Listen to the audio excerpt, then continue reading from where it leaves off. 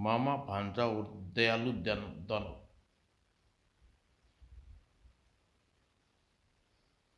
ये कवर चित्र है।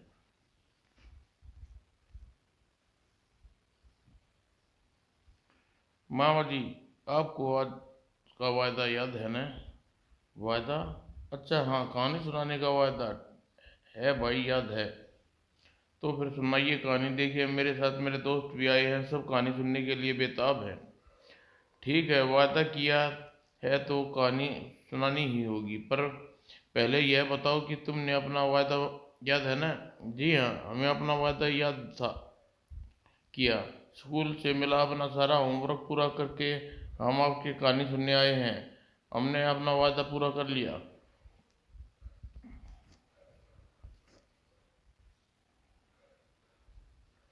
हम सब ने अपना होमवर्क पूरा कर लिया मामा जी, शाबाश। तो अब मैं भी अपने वायदे के मुताबिक तुम्हें एक कहानी और मनोरंजन कहानी सुनाने के लिए तैयार हूँ। सुनो। बहुत समय पहले की बात है, किसी शहर में एक बहुत धनी व्यापारी रहता था। उसके महल में बेशुमार दौलत भरी थी। तब तथा वह कीमती और दुर्लभ सजा वस्तुओं को सजा रहता था। उसकी शानो शौकत का यह हिसाब था कि लोग उसकी तुलना देश के राजा से करते थे।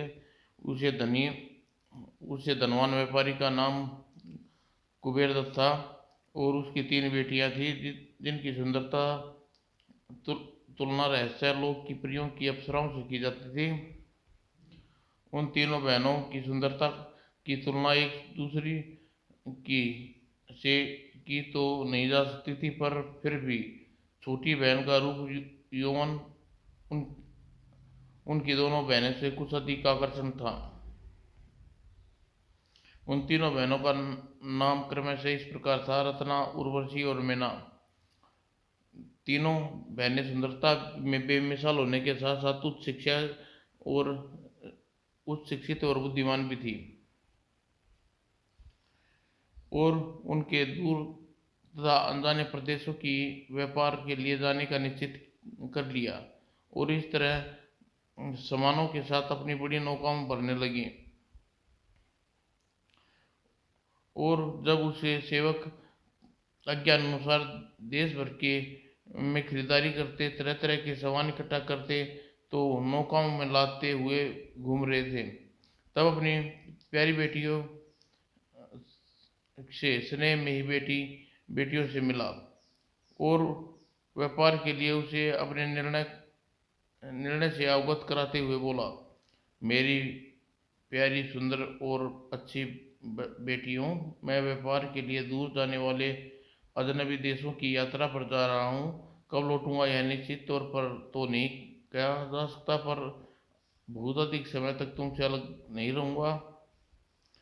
शायद 2-2.5 वर्ष में वापस लौट आऊँगा। और जाने से पहले तुम्हें सिर्फ यही कहना चाहता हूँ, मेरी अनुपस्थिति में तुम अच्छे ढंग से हेल में मिलजुल कर रहना। अगर तुम मुझे विश्वास दिलाओ कि तुम तीनों बहनों आपस में खूब अधिक प्यार करके आराम से समय बिताओगी, तो मैं तुम्हारे मन चाहे उपहार ला कर दूंगा। मैं तुम्हें बिल्कुल वैसा ही मुकुट ला कर दूंगा जैसा तुमने मुझे बताया था। सुंदर समुंदर पर मैं ऐसे आदमी को जानता हूँ जो तरह तरह के मुकुट हासिल कर देगा। ऐसा मुकुट सागर पार की एक शहजादी के पास है और एक खजाने की गुफा में रखा हुआ है। इसे पाने के लिए काफी झंझट करना पड़ेगा, लेकिन मेरी दौलत सब कुछ कर सकती है। फिर उसने अपनी मंझली बेटी उर्वशी से पूछा: उर्वशी, अब तुम अपने उपहार के बारे में बताओ। मेरे प्यारे पूज्य पापा, मुझे न तो सोने चांदी का महल चाहिए, न हीरे जवाहरात के आभूषण चाहिए और न हीरे जड़ा मुकुट चाहिए। आप तो मेरे लिए पूर्वी बिलोरा बिल्लोर से टुकड़े एक ही टुकड़े का बना हुआ एक इतना अच्छा आईना ला दें जिसके आकाश पूर्णतः सुंदरिया देख सकूं, और उस आईने को देखते हुए मैं कभी बूढ़ी न हूँ। मेरे रूप, यौवन और को 4 चांद लग जाएं। बहुत अच्छा मेरी प्यारी और अच्छी बेटी। कुछ देर बाद वह मुस्कुरा कर बोला, मेरी सबसे प्यारी और सुंदर बेटी मैना, अपनी दोनों बहनों के मुकाबले तुम भी कोई मुश्किल काम सौंपा है मुझे मुश्किल काम सौंपा है, लेकिन अगर यह मालूम हो कि क्या खोजना है तो मैं किसी प्रकार खोज लूँ, लेकिन जिसके बारे में खुद को कुछ नहीं मालूम हो वह कैसे ढूंढ पाएगा।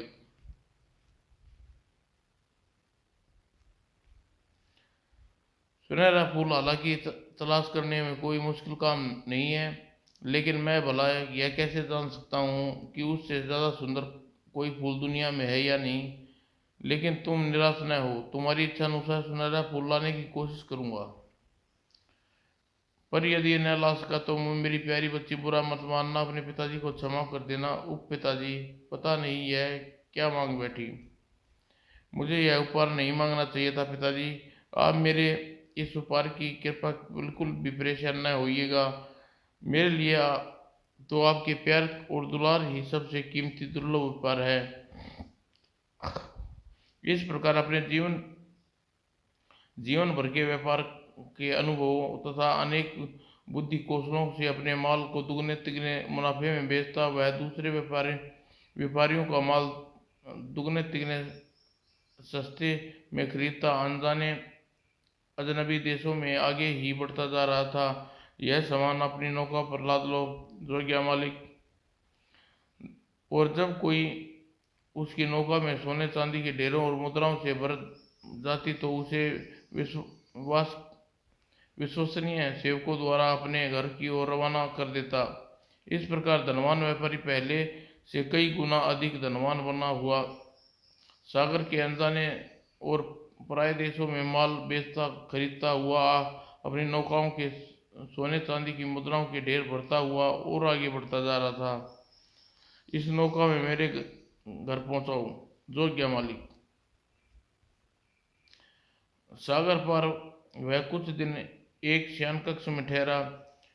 उसे मार्ग में कमाए हुए अपने धन में से एक बहुत बड़ा भाग खर्च करके अपने आदमियों द्वारा अपनी बेटी रत्ना के लिए मनपसंद उपहार हीरे का मुकुट हासिल कर लिया। वाह, कितना सुंदर है, ठीक वैसा ही जैसे मेरा प्यारी बेटी ने सुंदर बेटी ने बताया था। इसे पाकर बहुत खुश हूँ। अपनी अपनी दोनों बड़ी बड़ी बेटियों के उपहार मैंने अपने खजाने के साथ अपने देश भेज दिए, लेकिन मैना का उपहार कहीं नहीं मिला। उस समय मेरी लाडली बहना का दिल में क्या बीतेगी जब उसकी बहनों के उपहार दूंगा और उससे कहूंगा कि तुम्हारा फूल नहीं ला सका बेटी। और वह नहीं चाहता था कि मैना को निराश करे, इसलिए उसने यह जानते हुए भी कोई भी आदमी उसे यह यकीन दिलाने को तैयार नहीं था कि सुनहरे फूल को की उसे जरूरत है, वैसा फूल दुनिया में कहाँ पाया जाता है। सब इनकार करते, वैसा फूल कहीं होता ही नहीं। पर फिर भी जाने कौन से विश्वास ने उसे अनेक के रेगिस्तान जंगलों पहाड़ों को पार करता हुआ कुबेर दत्ता अपने कर्मा के साथ आगे बढ़ता जा रहा था। अचानक एक जंगल में उसे कारवे पर डाकुओं ने हमला कर दिया। यह आशा तो मुझे पहले ही त्याग देनी चाहिए थी कि अब इस भयानक जंगल में कोई आदमी मिल जाएगा।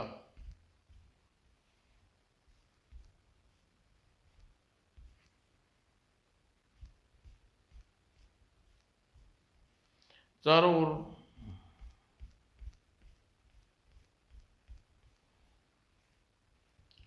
डाकू की संख्या अधिक है और क्रूर भी हैं।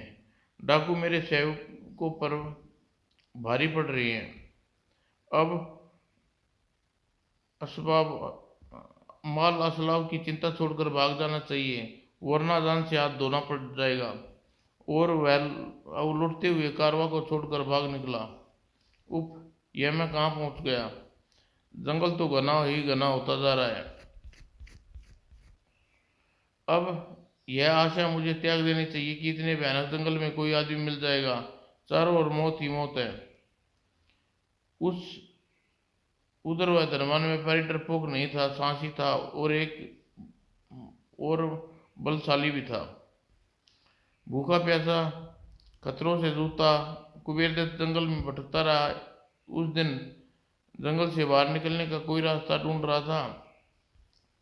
उस भयानक जंगल में उसे पीने का पानी तथा खाने योग्य फल मिल गई। तो वह जंगल से बाहर निकलने का रास्ते में कोई चिन्ह नजर नहीं आया। वो लगता है इस जंगल में मेरे जीवन का अंत हो जाएगा। जंगल में भटकते हुए उसे कई महीने बीत गए। फिर पता नहीं क्या हुआ, उसे लगा कि वह एक जंगल से निकलकर उसके साथ सटे किसी दूसरे जंगल में पहुंच गया, अथवा इस जंगल में ही वह चमत्कार हो गया। जैसे वह आगे बढ़ा, रास्ता साफ होता चला गया। वह दूर तक कितना घना जंगल है। यहाँ पर पैरों के नीचे खुली घास है, चारों ओर स्वादिष्ट फलों का पेड़ लदे है। आह, कितना मीठा निर्मल पानी है। यह आश्चर्य की बात है कि जैसे जैसे मैं आगे बढ़ता रहा हूँ, आस पास नजर आने वाली झाड़ियाँ मानो अगल बगल होती जा रही हैं। लेकिन जब वह पीछे मुड़कर देखता तो हैरान रह जाता। यहाँ पीछे से गुजर कर आया हूँ, वहाँ एक घना जंगल बन गया। दाएं बाएं भी जंगल, यही मंजर है। ये विधाता, कैसा माया जाल है। वह आगे बढ़ता, रास्ता साफ मिलता, पेड़ पौध और घनी झाड़ियां मानो उल्ट अगल बगल से होकर साफ रास्ता दे रही। और पीछे दाएं और बाएं देखता हूँ तो इतना घना जंगल नजर आता है कि दिल कांप उठता है। तो आगे ही बढ़ता जाऊं। वह न जाने हिंसक दरिंदों दहाड़े सुनाई दे रही थी और विषधरों की खून जमा देने वाली पुकारें गूंज रही थी। चारों तरफ पूर्ण शांति थी। न न किसी उल्लू की चीख सुनाई दी, न ही किसी परिंदे की चहचहाट सुनाई दे रही थी। मानो किसी जादूगर ने अपने जादू से सभी को खत्म कर मौन कर दिया।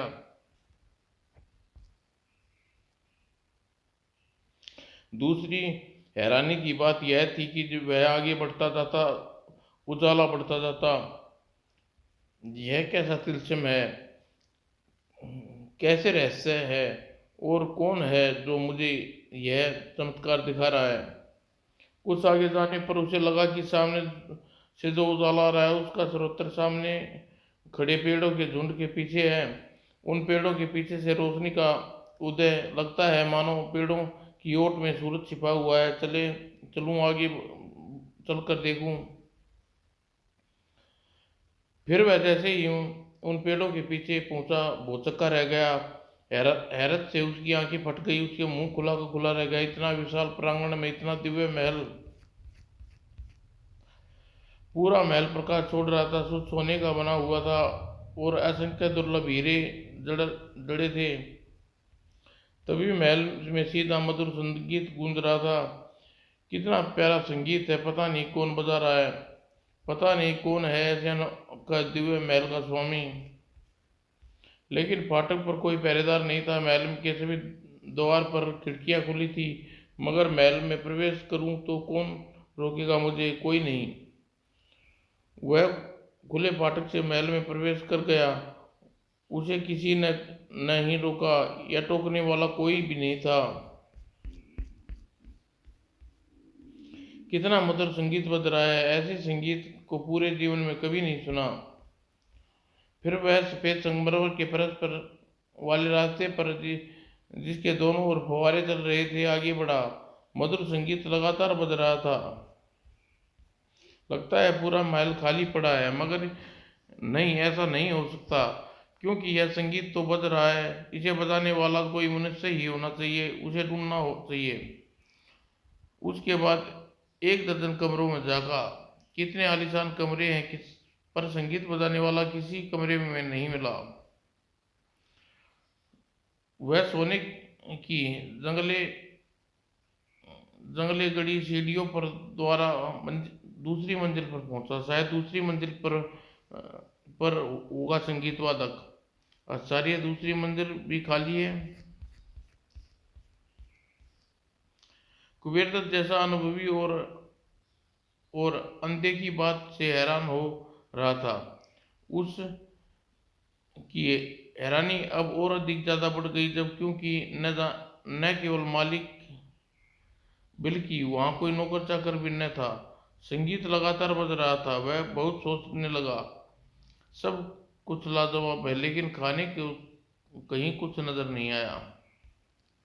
उसने अभी खाने के बारे में सोचा ही था, ओह गर्मा गर्म आश्चर्यजनक कहाँ से आ गया है सब हवा में। पर कौन लाया इतना सारा खाना किसने के लिए। तभी उसके शरीर में जोर से झटका लगा। अगले ही पल वह स्वयं उस मेज की ओर बिछी इकलौती कुर्सी पर जा बैठा। ओह यह कैसे हो गया। आह क्या महक है खाने की। शायद यह सब मेरे लिए है। वह धनवान व्यापारी महीनों से जंगल में भटकने फलाहार खा रहा था, इसलिए सामने रखे इतने तरह तरह के स्वादिष्ट पकवानों को व्यंजनों को देखकर वह उन पर टूट पड़ा। आह नहीं स्वादिष्ट, कितना स्वादिष्ट है। सचमुच मजा आ गया। मन तो क्या आत्मा भी तृप्त हो गई। लेकिन इतने बढ़िया भोजन के लिए किसे धन्यवाद दूं। यहाँ तो कोई नहीं है। महल का स्वामी को हजार हजार धन्यवाद। वह मेज से उठा। मेज गायब हो गई। संगीत लगातार बज रहा था। भोजन तृप्ति के बाद कुबेरदत्त फिर से महल में घूमने लगा। कोई शायद नजर आ जाए। फिर एक खूब सजे कमरे में प्रवेश होते ही अचानक कुबेरदत्त ने सोचा, भोजन से तो आत्मा तृप्त हो गई, अगर नींद और खर्राटे के लिए खर्राटे आ जाए तो मजा आ जाएगा। उसने ऐसा सोचना था कि अरे पलंग, हीरे जवाहरों से जड़ा सोने का पलंग हवा में प्रविष्ट हो गया। आश्चर्य है, मैंने भोजन के लिए सोचा तो भोजन आ गया, सोने के लिए सोचा तो यह पलंग आ गया। और फिर वह पलंग पर बैठा। कमरे में झांका। झुरमुटा सा फैल गया। संगीत की आवाज इतनी धीमी हो गई कि मानो कहीं बहुत दूर से बज रही हो। शायद वह इसलिए हुआ था ताकि संगीत कुबेरदत्त की नींद में बाधक न बने। वाह कितना निर्मल और गुदगुदा बिस्तर है। पलंग पर लेटे कुबेरदत्त ने आंखें बंद करने पहले सोचा, काश सपने में ही मुझे अपनी तीनों बेटियां दिखाई दे जाएं।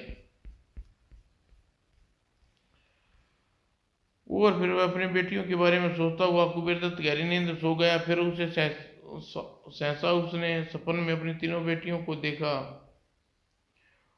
उसने देखा कि बड़ी बेटी बेटी झंझली बड़ी खुश है, बहुत खुश है। और छोटी बेटी मैना उदास है, उदास है। आह मेरी बच्ची मैना, मैं खुश हूँ बेटी कि तू इतना आदर और प्यार करती है, क्योंकि तेरे पास नहीं पहुंच सका। उसने यह भी देखा कि बड़ी बेटी और मंझली बेटी ने अपने धनवान मंगेतर पसंद कर लिए और उसने पिता ने आशीर्वाद की प्रतीक्षा के लिए बिना अपने मंगेतर से शादी कर ली।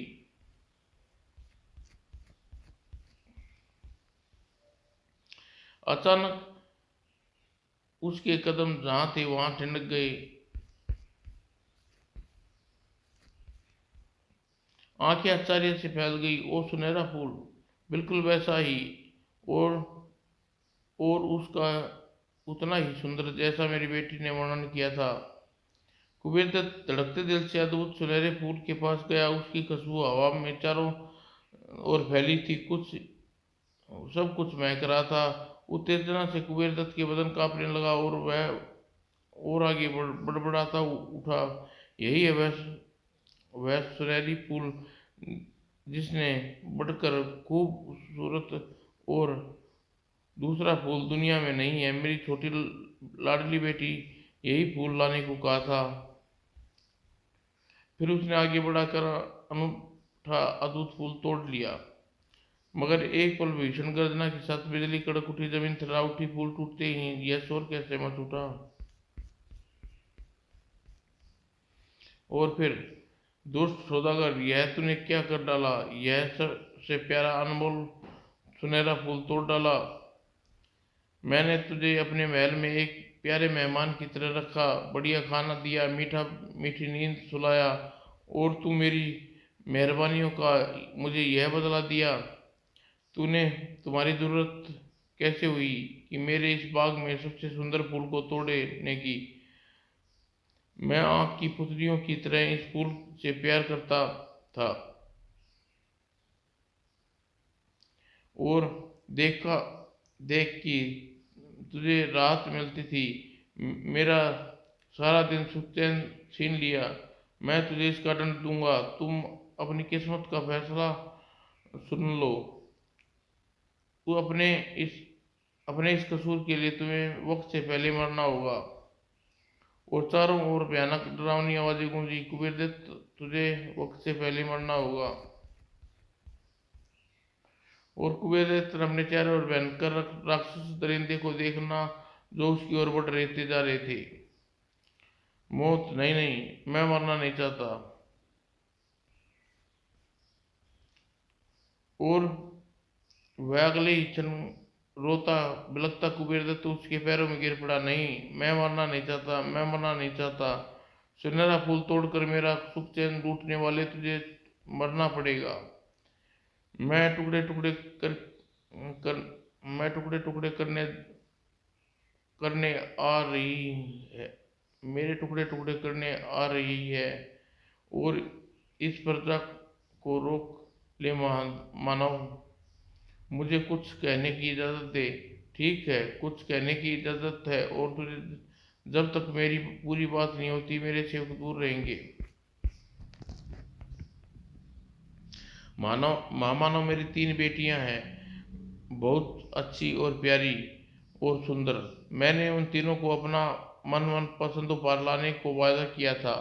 बड़ी बेटी ने हीरे जड़ा एक अद्भुत मुकुट, मंजली ने बेटी ने बिलोरी आईनिया, और सबसे छोटी सबसे अच्छी और प्यारी बेमिसाल सुंदर और तथा सबसे अधिक स्नेही बेटी मैना ने सुनहरा फूल लाने को कहा था। बिल्कुल ऐसा ही सुनहरा फूल जिसे बढ़कर खूबसूरत फूल दुनिया में नहीं है हो सकता। यह फूल मैंने यहाँ लगा देखा तो मैंने सोचा, ऐसा धनवान जिसके पास दुनिया का ऐसा सबसे कीमती महल, जिसे अपना अपने साहब भटकते लोगों को पनाहगार बनाया हुआ है, और अच्छे मेहमान और दिव्य शक्तियों का स्वामी। और इस फूल का क्या अफसोस नहीं होगा। आह, तो यह सौदागर की 3 बेटियां का पिता है, जिसकी सुंदरता और गुण बेमिसाल है, और संसार में सबसे धनी और रहमदिल और शक्तिशाली दानव। यह सब सुनकर भी तू मेरी इस हरकत पर मेरा गुनाह मानता है, तो मैं इस गुनाह की जो कोई भी सजा दे मुझ मूर्ख और बुद्धिहीनता की मौत की सजा माफ करके मुझे अपनी प्यारी बेटियों के पास जाने दे। और अब यह सुनहरी फूल तोड़ चुका हूँ, तो मुझे यह फूल उपहार में के तौर पर दे। इसके बदले में तुम चाहो तो मेरे उतना ही सोना चांदी दूंगा, पर ऐसी क्या शर्त है? तू एक सच्चे सौदागर का वचन दे कि तू अपने घर जाकर अब इसके बदले अपनी एक बेटी को भेज देगा। मैं वचन देता हूँ, तू जिस भी बेटी को मेरे पास भेजेगा, मैं वहाँ अपने महल में अब सबसे प्यारे मेहमान के समान रखूँगा, उसकी हर सुख सुविधा और उससे भी ज़्यादा ध्यान रखूँगा जितना तुम्हारा रखा है। यहाँ मैं किसी प्रकार उसके दिल दुखने नहीं दूंगा। उसे मांगने से पहले मैं उसकी मनचाही वस्तु उसके सामने हाजिर होगी। इस विशाल महल में रहते रहते मेरे मन में उब गया है, मैं यहाँ महल में अपने साथ रहने के लिए एक सगनी अपना एक मित्र चाहता हूँ। और अपने घर जाकर तू मुझे अपनी तीन में से अपनी प्यारी बेटियों में से रहने अपनी 3 दिन और इस तू अपने घर जाकर मुझे 3 दिन तक अपनी प्यारी बेटियों के साथ रहने की इजाज़त होगी। 3 दिन समाप्त होते ही अगर तेरी एक बेटी यहाँ से मेरे महल से में न पहुंची तो मैं तेरे घर आ जाऊंगा और तुझे मारकर तेरे महल तथा तेरा सारी धन दौलत को नष्ट करके मैं तीनों बेटियों को इस महल में ले आऊंगा। चाहे वह कितनी ही सुंदर और सुकोमल क्यों ना हो, उसे अपनी दासी बना लूंगा। दिन रात उसे कठोर से कठोर परिश्रम और पहनने के लिए चिथड़े दूंगा, खाने के लिए सूखी रोटियां। लेकिन मुझे विश्वास है कि तुम वचन तोड़कर मुझे ऐसा कृत्य करने पर मजबूर नहीं करोगे। अब जल्दी से हाँ या ना में जवाब दो। तुम उसी समय मरना चाहते हो या अपनी एक बेटी को यहाँ अपने महल में भेजोगे। कुबेरदेव दुखी और गम अधिकता से बुरी तरह रोता बिलखता घुटनों पर से टेक कर बैठ गया। वह समझ नहीं पा रहा था कि क्या जवाब दे। अभी इसी वक्त उसे मरना मंजूर नहीं था, क्योंकि वह जानता था कि उसे मरने का समाचार फैलते ही उसकी तीनों बेटियां मुसीबत का पार टूट पड़ेगा। लोग उसे भारी सुलभ कमजोरी और भोलेपन का लाभ उठाकर उन्हें लूट लेंगे। चारों ओर चोर डाकुओं के हौसले बढ़ जाएंगे और उस कत्लेआम करने उसका सारा महल लूट लेंगे। ऐसी दशा में उनमें तीनों बेटी की हत्या कर दी जाएगी या फिर वो तीनों को दुराचारी लोगों के हाथों का खिलौना बन जाएंगी। उन जीवन नरकीय जीवन जीने के लिए विवश कर दी जाएंगी। अगर ना चाहकर भी मैं क्रूर दानव मुझे मार डालेगा तो मेरी तीनों बेटियां मर जाएंगी। लेकिन ओ दानव, अगर तू मेरी बेटियों ने तेरे पास आने से इनकार कर दिया तो मैं उन्हें तेरे पास जबरदस्ती कैसे भेज सकता हूँ। और फिर मैं यहाँ से लगभग 2 वर्ष में पहुँचा हूँ, तो यह नहीं जानता कि किन रास्तों से होकर आया हूँ। इसलिए मैं नहीं मालूम कि तेरी शर्त अगर स्वीकार कर भी लूँ तो अपने घर कैसे जा पाऊंगा और अपने घर पहुंचने के बाद अपनी बेटी को यहाँ तक कैसे पहुंचाऊंगा, जबकि बीच में भयानक जंगली दरिंदे से भरा जंगल है। तुम्हें पूरी बात बताओ। देखो सौदागर, मैं जबरदस्ती भेजी हुई और तुम देखो सौदागर, मैं जबरदस्ती भेजी हुई तुम्हारी किसी बेटी को स्वीकार नहीं करूंगा। यहाँ इस महल में तुम्हारी बेटी का स्वागत होगा, जो तुम्हारे प्यार की खातिर अपनी इच्छा और अपनी चाह से यहाँ आएगी। इसलिए तुम अपने घर जाकर अपनी बेटियों को बारी बारी अपने पास बुलाओगे, उन्हें पूरी बात बताओगे और फिर पूछोगे कि तुम्हारी जान बचाने के लिए क्या वह यहाँ आना चाहती हैं। और अगर उनमें से कोई भी नहीं आएगी तो तुम्हें मरने के लिए यहाँ वापस आना होगा।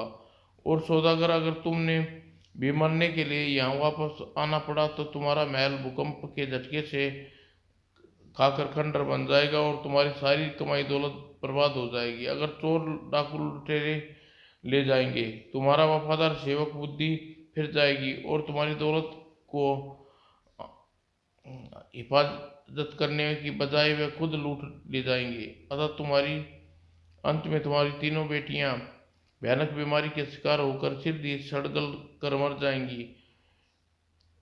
पर यह अंतिम बात तुम पर अपनी बेटियों को बता दोगे कि अब तुम्हारे यहाँ वापस लौटकर मरने के बाद होगा।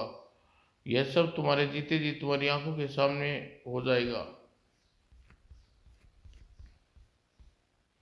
हे विधाता, यह तूने कैसा भयानक कुछ कर फंसा दिया है। मैं अपनी बेटियों की खातिर अपनी मौत स्वीकार करता हूँ। मैं तो मैं भी तो बेटियों को बुरी मौत मार मैं भी तो बेटियों को बुरी मौत मारना पड़ेगा।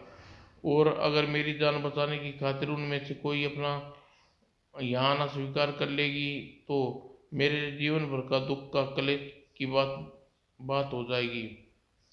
विचार मंथन करने के बाद कुबेरदत्त ने उचित जान पड़ा। ठीक है महामानव, मुझे तेरी शर्त मंजूर है, लेकिन तू कहता है कि मैं 3 दिन के भीतर तेरी शर्त पूरी कर दूं, ताकि यहाँ तक पहुँच करने में 2 वर्ष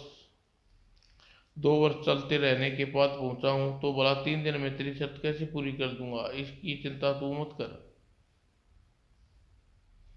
यह यह अंगूठी पहन ले। इसे पहनकर तू मन में जहाँ पहुँचने की इच्छा करेगा, पलक झपकते ही वहाँ पहुँच जाएगा। इसी प्रकार तेरी जान बचाने की खातिर तेरी जो भी बेटी यहाँ आना चाहे, उसे अंगूठी पहना कर यहाँ आने की इच्छा मन में करते ही यहाँ पहुँच जाएगी। कुबेरदत्त दानव की चमत्कारी अंगूठी पहन ली और सोचा, ऐसा चमत्कार है इस अंगूठी में तो मन में इच्छा करते ही अपने घर पहुँच जाऊंगा।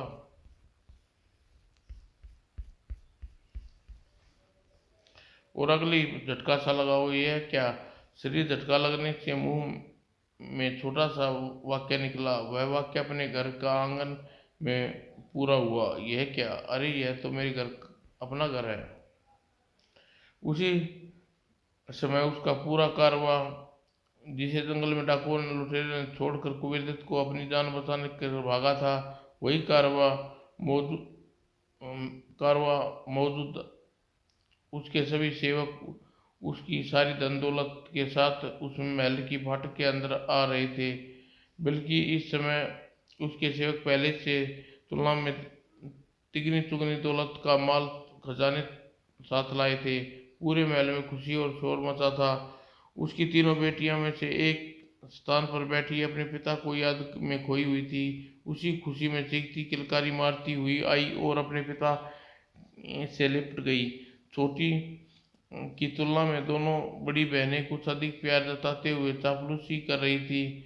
जबकि यह बात सौदागर छोटी बेटी मैना ने महसूस की कि उसका पिताजी इतना खुश नहीं है जितना लंबे समय बाद घर लौटकर उसे होना चाहिए। जरूर पिताजी के दिल में कोई ऐसी बात छुपी है जिसे उसका मन भीतर ही भीतर दुखी है।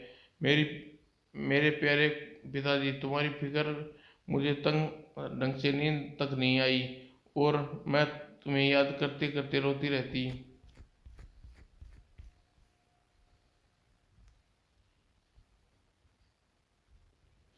कुछ देर बाद दोनों बड़ी बेटी ने भी महसूस किया कि उसके पिता का मन बहुत दुखी है। पिताजी, आप दुखी क्यों हैं? जान पड़ रही हैं। कहीं आपकी बेशुमार दौलत कहीं खो तो नहीं गई? कहीं आप हमारे उपहार लाने नहीं भूल गए? मैना ने पूछा। पिताजी, मुझे आपकी दौलत की जरूरत नहीं है। दौलत तो आनी जानी चीज है। उपहार की बाबत मैंने आपको जाने के बाद सोचा भी नहीं। मुझे तो आप अपने दुख का असली कारण बताइए।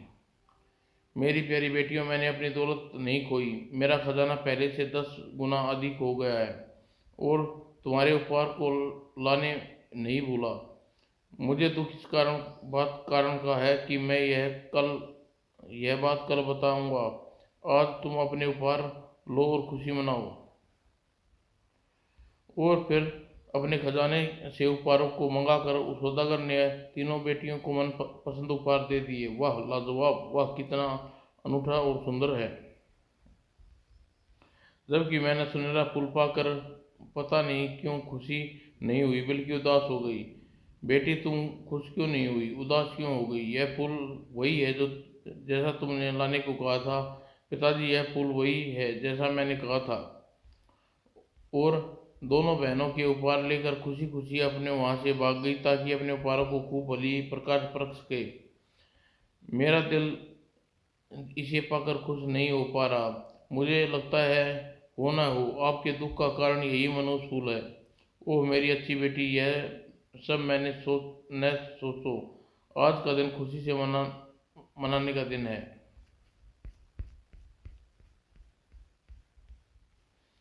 और उसी शाम शहर में सबसे सम्मानित और धनवान व्यक्ति कुबेर दत्त ने अपने आने की खुशी में बहुत शानदार दावत दी।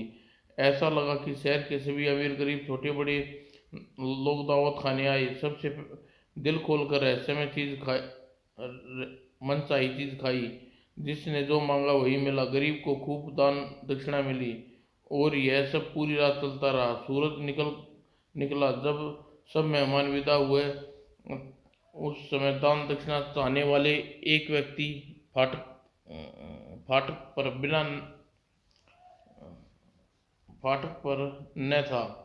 अपने मानो पूरे शहर हर आदमी की मन की मुराद पूरी करने अपने घर लौट चुका था। उसके बाद अपने कक्ष में पहुंचकर कुबेर अपनी बड़ी बेटी के पास बुलाया और जो उसके सिर पर मुकुट लगाए बड़ी शान से इतलाती हुई अपने पिता के पास आई। क्या बात है मेरे अच्छे पिताजी, आपने मुझे कैसे बुलाया? मुझे यह बात बताने के लिए बुलाया कि मेरी लाडली बेटी, जिसके कारण मैं दुखी और परेशान हूँ। और फिर सौदागर ने बड़ी बेटी के समक्ष अपना पूरा किस्सा बयान किया। और अगर तुम तीनों में से कोई दानव के पास नहीं जाएगी तो मौत की सजा भुगतने के लिए मुझे दानव के पास वापस लौटना होगा। यह मुसीबत सुनहरा फूल के कारण आई है। और सुनहरा फूल मैंने नहीं, आपकी छोटी बेटी मैना ने मंगाया था। जब आपकी जान बचाने चाहेगी तो वह दानव के पास जाएगी। रत्ना का जवाब सुनकर कुबेर को गहरा दुख पहुंचा। वह कुछ नहीं बोला। उसने मंजरी बेटी को बुलाया और सारी बातें उसे बताई, रत्ना को बताई थी। सुनहरा फूल मैंने ने मंगाया है पिताजी, अब वही दानव के पास जाकर आपको बचाएगी। मैं भला दानव महल में जीवन क्यों नष्ट करूं? अच्छा बेटी, मैं उसी को बुलाता हूँ।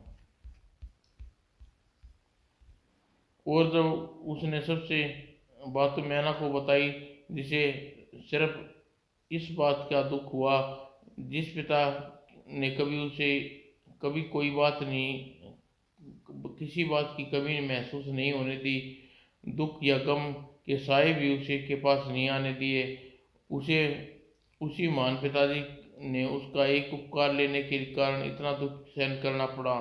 मुझे आशीर्वाद दीजिए पिताजी, मैं उस दानव के पास मेरे लिए कोई मैं जाऊंगी उस दानव के पास। मेरे लिए ही सुनहरा फूल लाए हैं, इसलिए दानव के पास भी मैं जाऊंगी। बस आप यह वचन दें, मेरे जाने के बाद आप मुझे याद करके दुखी न होंगे तथा मेरी बहनों को प्यार और स्नेह देंगे। कुबेर दत्त जोर जोर से रोने लगा। मेरी लाडली बेटी, मेरा आशीर्वाद सदा तुम्हारे साथ है। जहाँ तुम जाओगी, रहने जा रही हो, वह जगह के बारे में कुछ नहीं जानता, इसलिए मुझे कभी तुम्हारे सूरत नहीं दिखाई देगी। तुम्हारा हाल चाल किस प्रकार पता लगूंगा? तुम्हें अपने से जुदा करके मुझे ऐसा लग रहा है मानो मैं जिंदा धरती में दफन हो रहा हूँ। आप रोए मत पिताजी, मैं उस महल में जिंदगी सिर्फ ही आदि बन जाऊंगी। और फिर मैना ने दोनों बड़ी बहन और सेवकाओं भी आ गई। घर के तमाम मातम छा गया। सब मैना किसी दुख और उत्तेजना में शांतिपूर्वक अपने जाने में तैयारी में जुट गई।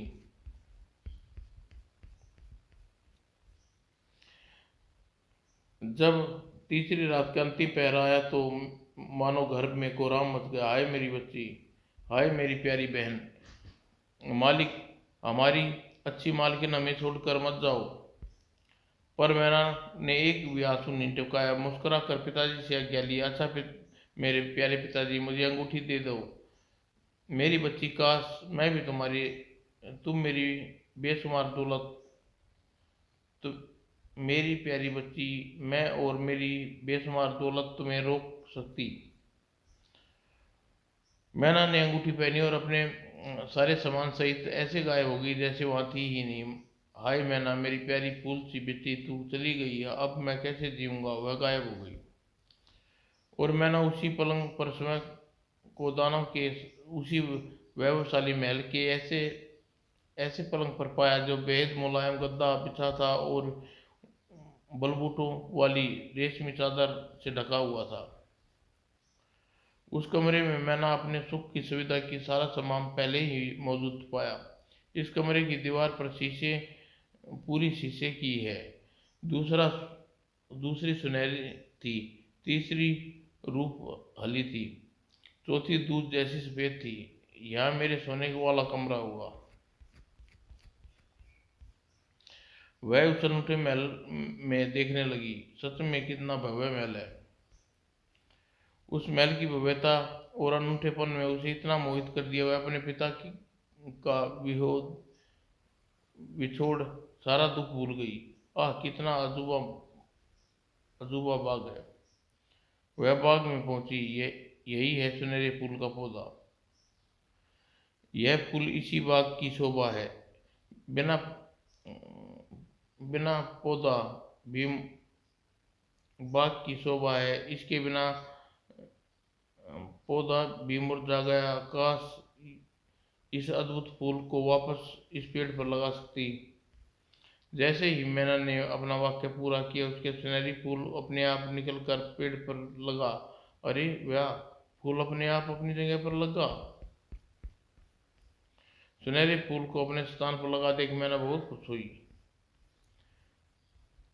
फिर बहुत देर तक बगीचे में घूमती रही। बाद में वापस महल में लौट आई। कमरे में नाना प्रकार के स्वादिष्ट व्यंजनों भरी भोजन की मेज लगी देखी। लगता है महल का मालिक मुझसे खुश है। वह निश्चित ही मेरा मेहरबान मालिक बनेगा। मैंने मैना ने यह बात सोची थी, अचानक कमरे में सफेद दीवार पर कुछ शब्द जगमगा गए। मैं तुम्हारा मालिक नहीं, हुक्म बजाने वाला गुलाम हूँ, और तुम मेरी मालकिन हो। तुम जो चाहोगी, जिस इच्छा करोगी, मैं वही खुशी से पूरा करूँगा। जैसे ही उसने दीवार पर लिखे शब्द पूरे पढ़े, अचानक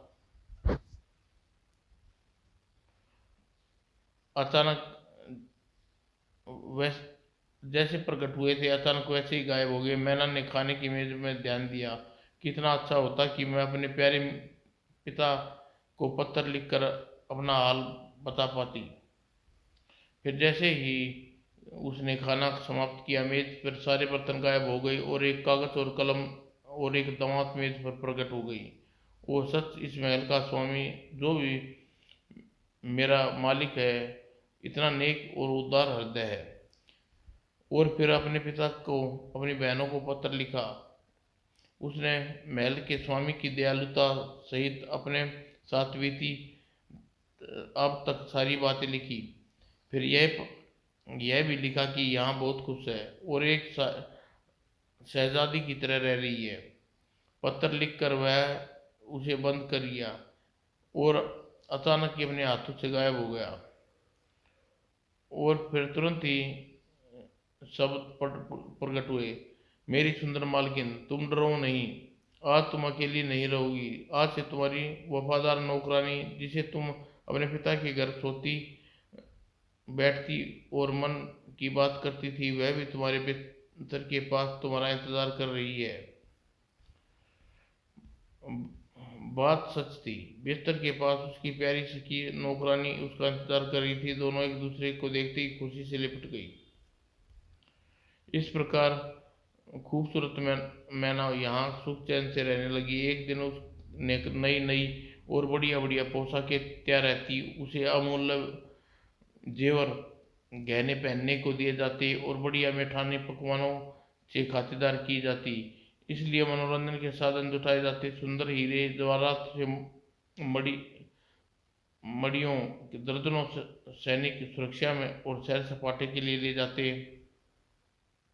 इस प्रकार मैना का महल में रहने हुए 1 वर्ष बीत गया। मुझे यहाँ रहना अच्छा लगने लगा तथा मैं हर बात से संतुष्ट हुई, सिवाय मेरे स्वामी अपनी बात दीवार पर लिखता है, मेरे सामने प्रकट होने मेरे आग्रह को हर बार अस्वीकार कर देता है। आज उसने यह बात फिर दोहराई तो दीवार पर शब्द प्रकट हुए, मेरी अच्छी मालकिन, तुम मुझे यह अनुरोध मत करो। मैं अपना भयानक और घृणित चेहरा तथा बहुत बेअदब है और भोंडा शरीर दिखाऊं, जिसे देखकर बड़े बड़े सूरमा कांप जाए। मगर मैं स्वयं तुम्हें दिखा दिया तो तुम डर जाओगी, मुझसे नफरत करने लगोगी। लेकिन मैना ने शब्दों पर ध्यान नहीं दिया। वह कसमें खाकर बार बार उसे प्रकट होने का अनुरोध करती रही। मैं कसम खाती हूँ प्यारे मालिक, तुम्हारे किसी भयानक रूप को नहीं डरूंगी। मुझे किस प्रकार प्यार तुम इसी प्रकार प्यार करती रहूंगी जैसे आप करती हूँ। आखिर दानव ने अनुरोध थोड़ी देर तक टाल न सका। तो ठीक है, मैं प्रकट होता हूँ, पर यदि तुम डरो और यहाँ रहना तुम्हें भारी लगने लगे तो तुम तकिए के नीचे चमत्कारी अंगूठी निकाल कर पहन लेना और पलक झपकते ही तुम्हारे पिता के घर पहुंचा देगी। उसके बाद मेरे बारे में तुम कभी कुछ नहीं सुनोगी। अगले ही पल धुआं फैलने लगा और जैसे ही दानव प्रकट हुआ, मैंने देखते ही भैंसे चीख उठी आ और बेहोश हो गई। और जब वो होश आया तो अपने दानों को घुटने में छिपाए आंसुओं से अपना चेहरा धोते हुए देखा रोते हुए देखा। मैना का दिल पर आघात लगा। नहीं मेरे मालिक, तुम रो नहीं। और चूंकि मैना जानती थी कि वह भयानक सूरत वाला दानव दयालु स्नेहशील और हर इच्छा और सुख सुविधा का ख्याल रखने वाला है और प्यारा मालिक है, इसलिए वो सिर दिए अपने हृदय पर काबू पा लिया और दानव को मीठी मीठी बातें करने लगी, जिससे दानव खुश हो गया और वह गहरे मित्र बन गए तथा घंटों महल में तथा बगीचे में घूमते और दुनिया जहान की बातें करने लगे। इस प्रकार समय बीतने लगा। एक दिन मैना खाने की मेज पर न आई तो दानव ने नौकरानी से पूछा, क्या बात है मैना, कहाँ है, क्यों नहीं आई? मालकिन कल रात मालकिन को सपने में पिताजी नजर आए, सख्त बीमार हैं, वह उदास और आंसू बहा रही है। दानव तुरंत मैना के पास जा पहुंचा। मेरे प्यारे मालिक, मैं अपने पिता और बहनों से मिलने की अनुमति चाहती हूँ। तुम्हें मेरी अनुमति की कोई जरूरत नहीं है। चमत्कारी अंगूठी तुम्हारे पास ही है, तुम उससे पहनो और पलक झपकते ही अपने पिताजी के पास पहुंच जाओगी।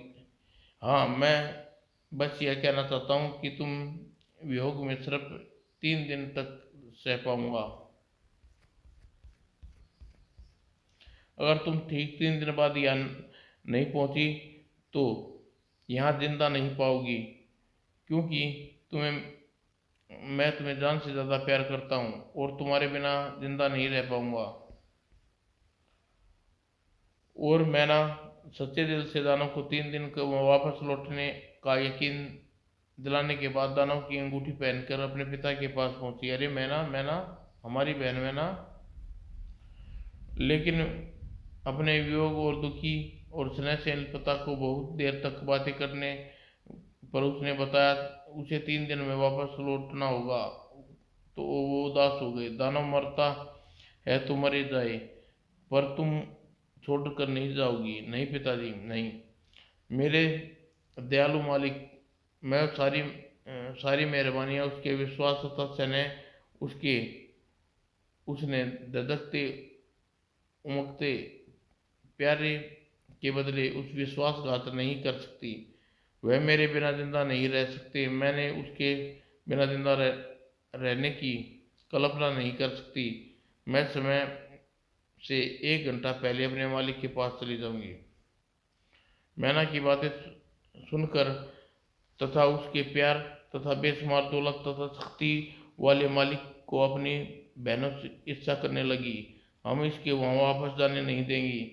मैं घर की सारी घड़ियों को 2 घंटे पीछे सेट कर दूंगी, तब यहाँ समय पर नहीं पहुंच सकेगी और उसका धनवान प्यारा मालिक मर जाएगा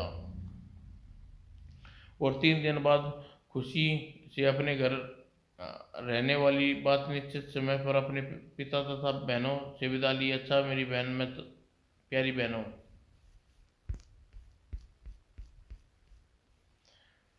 वह अपने प्रेमी को मरा हुआ पाएगी तो चूंकि समय पूरा हो चुका है मेरे पिताजी, अब मैं चलती हूँ।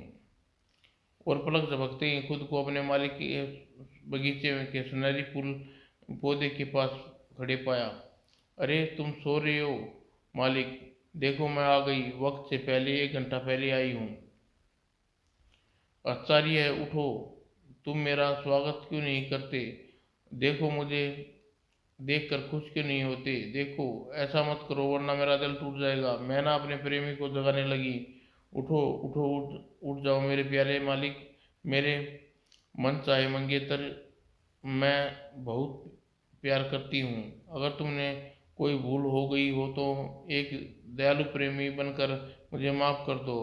उठ जाओ और देखो, सम, मैं सच में तुमसे प्यार करती हूँ मेरे मंगेतर। मैं तुमसे विवाह करने की तुम्हारी सेवा करूंगी, बाकी ज़िंदगी तुम्हारे साथ सुख चैन से बिताऊंगी। जैसे जैसे मैंने वाक्य पूरा हुआ, बादल भीषण ढंग से गरजने लगे, बिजली कड़कने लगी, धरती कांप गई और मैना लड़खड़ा कर वहीं गिर पड़ी और बेहोश हो गई।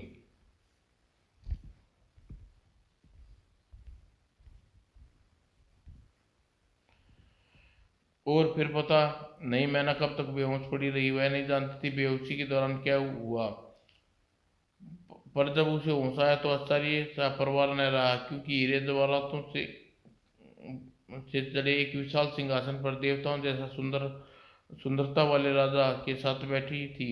उसके जिस्म पर रानियों वाली बहुमूल्य लिबास था तथा सामने उसके पिता और बहनें भी साइट साठ बाट में मौजूद थे। मेरी प्यारी मैना, तुम्हारा वही भयानक और कुरूप दानव प्रेमी हूँ, लेकिन तुमने मेरे राक्षसी रूप पसंद किया और उसे प्यार किया। इस यह उसी का फल है कि तुम जीवन भर मेरे इस सुंदर रूप से प्यार करोगी। पर तुम मेरे प्रियतम, यह सब हुआ कैसे? यह एक जालिम जादूगरनी मेरे स्वर्गीय पिताजी से नाराज होकर मुझे बचपन में ही चुरा लाई थी और अपने शैतानी जादू से मुझे राक्षस बना दिया और यह श्राप दे दिया कि जब तक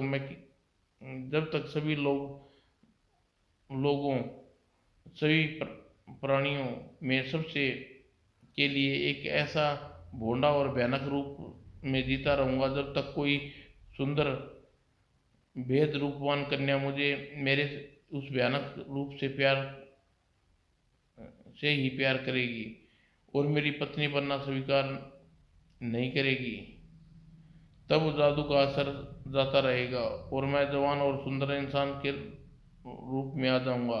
पूरे 3 साल तक राक्षस बना रहा और 11 सुंदरियों को अपने महल में लाया, लेकिन उसमें से एक ने भी मुझे प्यार नहीं किया। तुम 12वीं लड़की हो जिसे मुझे श्राप मुक्ति दिलाई।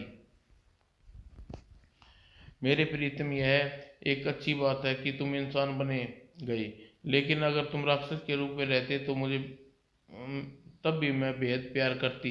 मैं तुम्हारे साथ हंसी खुशी जीवन बिता देती। कहानी के लिए बहुत बहुत धन्यवाद मामा जी। किसी ने प्यार और बलिदान की ऐसी सुंदर अनूठी रोमांचक कहानी हमने पहले कभी नहीं सुनी। अच्छा, आप अपने अपने घर जाओ और घर जा, अगर तुम में से कोई भी सुबह देर से सोकर उठा तो फिर भविष्य में कोई कहानी नहीं सुनाऊंगा। समाप्त दोस्तों।